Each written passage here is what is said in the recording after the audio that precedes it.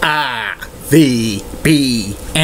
the Rich Video Blog Network, home to weekly NFL predictions, great personality profiles, great professional wrestling video blogs, great sports video blogs, great MBTA video blogs, and great entertainment video blogs, plus tons more. Collection of my work goes back to 2014 on various social media websites. RVBN, the only video blog on the internet that matters. Time now is 7:26 in the evening, and it's Saturday, February 25th, 2017. Good evening, Facebook, YouTube, Twitter, and Google+. This is Rich again, back for the third and final video blog of the night. It's in the mid-50s, and it's still very warm, but some sprinkles are coming down, thunder showers tonight, and it's going to cool us off to the 30s. Thank God it's rain showers, because a couple of weeks ago they were talking feet of snow. Now they're talking about it being cooler tomorrow, but we'll take it in the mid-40s. That's a couple of degrees above average. And this week the temperatures are going to be warmer, but not 60s and 70s, maybe 50s, some raw rain. But Wednesday, if we see sunshine, could boost up to 70, but possibility next weekend of a storm brewing. Some news to report on the RVBN News. Why the Boston Red Sox beat the Minnesota Twins in spring training action by the score of 8-7 today. These games don't count, but to get the Red Sox back in, that's a sign spring's coming. And Virginia Tech beat Boston College men's basketball team by the score of 91-75. And that's about it on news from the RVBN News. Why Be back in a flash with my third and final video blog subject of the night. Tomorrow on the RVBN video blog. Only 2 tomorrow. First video blog will be about the top 10 list of the top 10 best coaches and managers in Boston sports history. You're gotta see this list. It's amazing who's number 1. And the second and final video blog of the night will be about the WWE House Show card review from Madison Square Garden on May 19th, 1986. That's it on that. Boston College basketball is the best game in town. Wow, Ted Salandis, former Boston College men's basketball announcer for 16 years. He now lives in West Palm Beach, Florida, as a real estate investor. I'm back. My third and final video blog subject of the night is about the WWE House Show card from Madison Square Garden, the world's most famous arena, on April 22nd, 1986. The main event for this was a tag team match, Hulk Hogan and Hillbilly Jim against King Kong Bundy and Big John Studd. Plus there was other exciting matches on the card. The first match was Leapin' Lanny Poffo facing off against Rene Goulet. This was about a 12-minute match, basically 2 jobbers. And Lanny Poffo wins this match with a somersault. I forgot to tell you, calling the action on the MSG Network. It's Gorilla Monsoon, Lord Alfred Hayes, and the Big Cat Ernie Ladd. The next match was Tony Garea facing off against Nikolai Volkov with Classy Freddie Blassie in his corner for the match. Nikolai Volkov sang the Russian national anthem, and he got a chorus of boos. This was basically a squash match for Nikolai Volkov. Tony Garea was just basically a jobber to the stars. Nikolai wins with a power slam onto the knee, backbreaker, and pins Tony Garea. 1, 2, 3. Tony Garea did the job at the MSG. The next match was Paul Christie against King Tonga, who eventually became Haku and Maine. And this was another squash match. King Tonga wins about 6 minutes with a diving headbutt off the top rope. Shades of Harley Race and the Chris Benoit. Who is he? That WWE's erased him from history, but he does exist, my friends. That's another subject for another day.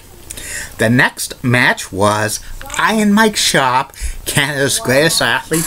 He still had a patch around his forearm, facing off against Superfly Stevie Aoki. Poor imitation of Superfly Jimmy Snuka. And this was a back and forth match. Ending had both Stevie Aoki and Iron Mike Sharp fighting outside the ring. Stevie Aoki sneaks back into the ring before the 10 count. He went by counter, but afterwards Iron Mike Sharp gets mad. He attacks Stevie Aoki, but Stevie Aoki cleans the ring Superfly Jimmy Snuka style.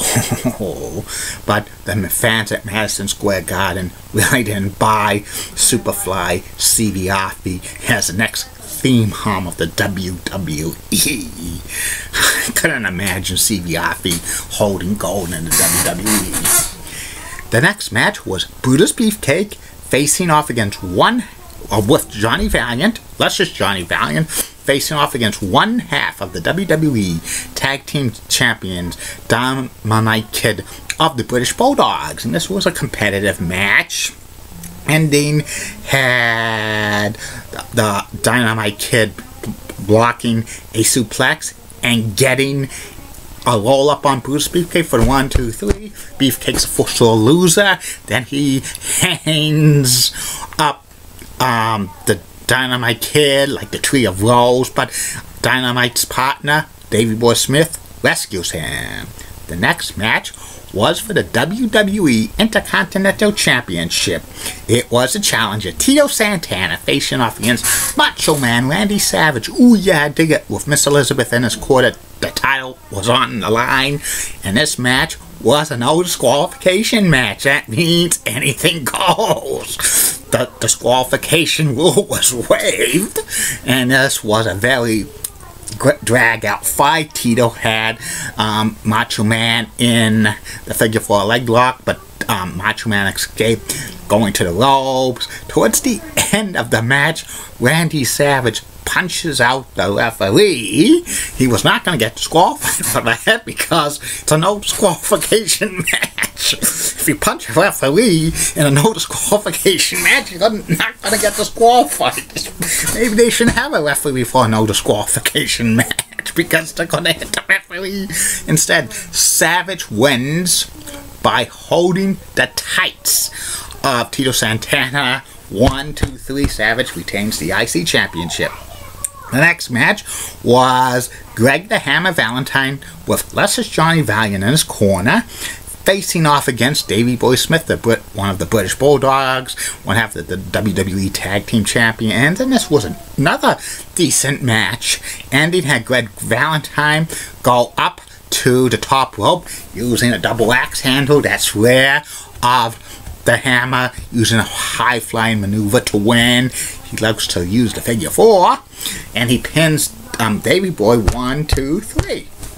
The next match is the Iron Sheik with Classy Freddie Blassie facing off against Corporal Kirchner, who was an imitation of Sergeant Slaughter. And this was about a 4-minute match. This wasn't a catch-as-can scientific match.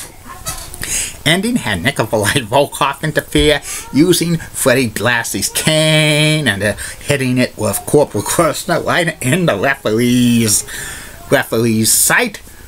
The Iron Sheik was automatically disqualified because outside interference. Corporal Kirchner wins, and Sheik and Volkov were double teaming him, but eventually Corporal Kirchner gets a chair, and both the Iron Sheik and Nikolai Volkov head out of the arena.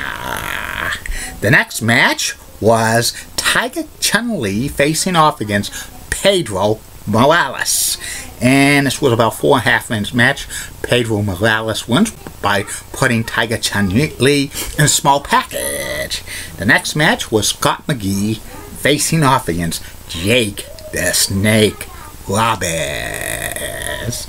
This was a total squash by Jake. He gives a DDT to Scott McGee, 1, 2, 3, and then Damien goes on Scott McGee. And there were a few fans cheering Jake the Snake Roberts, even though he was a heel. And then the main event was a tag team match. It was King Kong Bundy and Big John Studd with Bobby the Brain Heenan facing off against WWE Champion Hulk Hogan and Hillbilly Jim in a tag team match. And this was an awesome tag team match for big men of the WWE. Vince McMahon loves to push big men big time, just like I have an infatuation of cute leggy blondes, especially from Orlando, Florida. If I ever won a wrestling promotion, those cute leggy blondes probably get pushed to the moon.